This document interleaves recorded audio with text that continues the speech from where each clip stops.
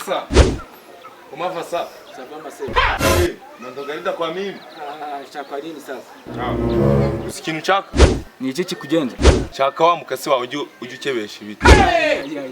Oh shit. Bashaka iki? Wa mukasi ujye ukatisha ibiti nyine. Ubundi warize sha. Ntiga ahubwo ntiza vuba ngende. Bimeze nabi. Kara yarahenze. Yarabuze ngiye gukoresha mukasi. Nyeranje n'umukasi cyaka gusa ngaje gukeba byabe. Oh shit. Ye cyaka kanine munyamutemesha ibiti. Agakasi. Mwize nyine nyine. Ariko ntabwo uri umunyarwanda.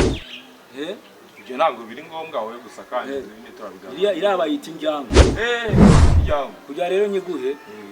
Abanza uvuge ibisekuruza byawe. Ibisekuruza byanjye. Yego. Giye mvuka kwa muzehe. Ukwa kizehe. Mwene kazehe, kwa ruzehe, umwana wa rugayi. Wandi ufite ibigagi byinshi. Icyo nicyo gisekuruza cyane. Okay, ndumva warigeze kuba umunyarwanda. Ntacyo reka nyikuzanire nyigutize. Si sawa? Sawa. Surprise. Oh shit. Kwireba?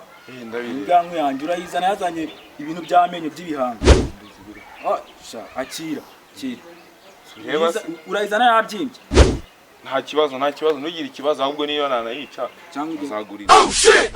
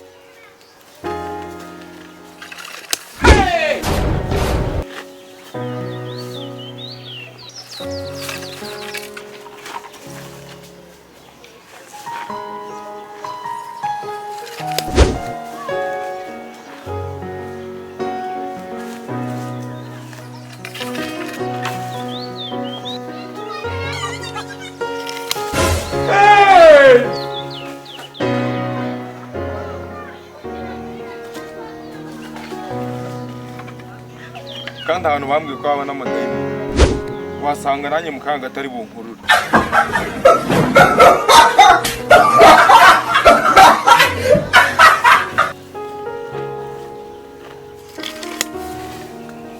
Oh shit.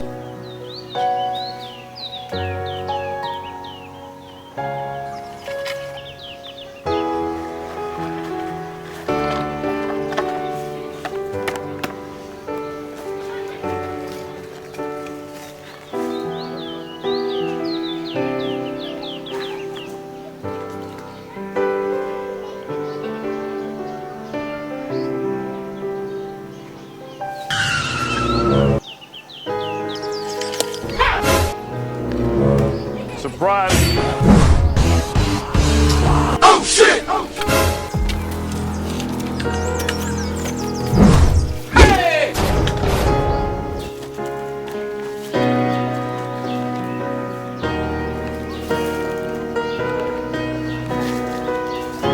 Surprise.